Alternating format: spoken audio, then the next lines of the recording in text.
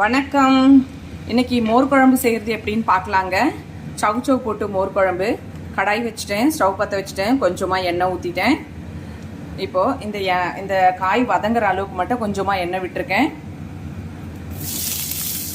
சவு சவு வந்து குட்டி குட்டியாக நறுக்கி வச்சுருக்கேங்க, கியூப்ஸாக. இதை லைட்டாக வதக்கி எடுத்துக்கலாம். காய் வதங்கட்டும். அதுக்குள்ளே கூடவே ஒரு ஸ்பூன் துவரம்பருப்பும் ஒரு ஸ்பூன் பச்சரிசி ஊற வச்சுருக்கேங்க. ஊறட்டும். அவ்வளோதாங்க, சவு சவு வதக்கியாச்சு. இப்போ வந்து ஊற வச்ச அரிசி பருப்பு ரெடியாக இருக்குது. ஒரு குட்டி தேங்காயில் ஒரு அரை முடி தேங்காய் வந்து குட்டியாக நறுக்கி வச்சுருக்கேன். ஒரு பெரிய துண்டு இஞ்சி ரெண்டாக நறுக்கி வச்சுருக்கேன், தோல் சீவிட்டு. ஒரு 5 பச்சை மிளகாய் எடுத்து வச்சுருக்கேங்க. கூடவே ஒரு ஸ்பூன் சீரகம் வச்சுருக்கேன். இது எல்லாத்தையும் மிக்சியில், இந்த சவு சவை தவிர இந்த இன்க்ரீடியண்ட்லாம் மிக்சியில் போட்டு ஃபைன் பேஸ்ட்டாக அரைச்சிக்கலாங்க.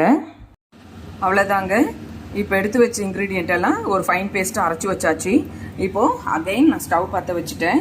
கூடவே இந்த வதக்கி வச்ச சவையும் போட்டுக்கிட்டேன். ஆல்ரெடி அந்த கடாயில் கொஞ்சம் எண்ணெய் இருந்துச்சு இல்லையா, அதிலே போட்டுட்டேன் நான். இப்போது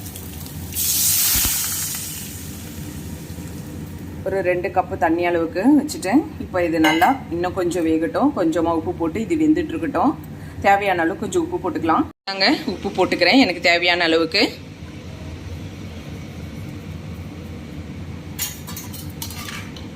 கலந்து விட்டுக்கலாம். இப்போ இது கொஞ்சம் நேரம் வேகட்டும். அவ்வளோதாங்க, காய் வெந்துருச்சு. இப்போது 1/2 ஸ்பூன் வந்து மஞ்சள் பொடி போட்டுக்கலாம். அடுத்து நம்ம அரைச்சி வச்ச ஃபைன் பேஸ்ட் அரைச்சி வச்ச இந்த விழுதை சேர்த்துக்கலாங்க.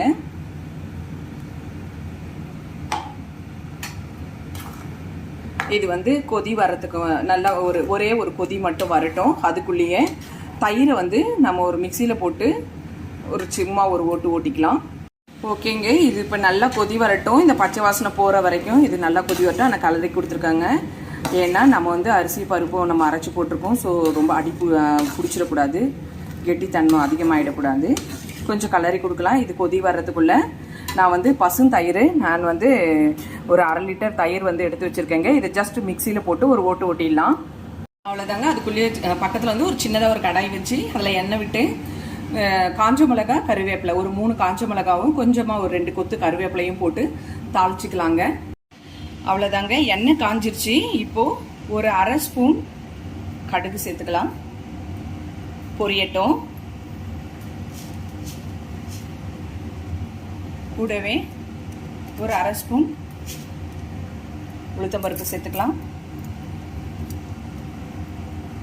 அவ்வளோதாங்க, இப்போ தாளிப்பை வந்து இந்த சேர்த்தாச்சு.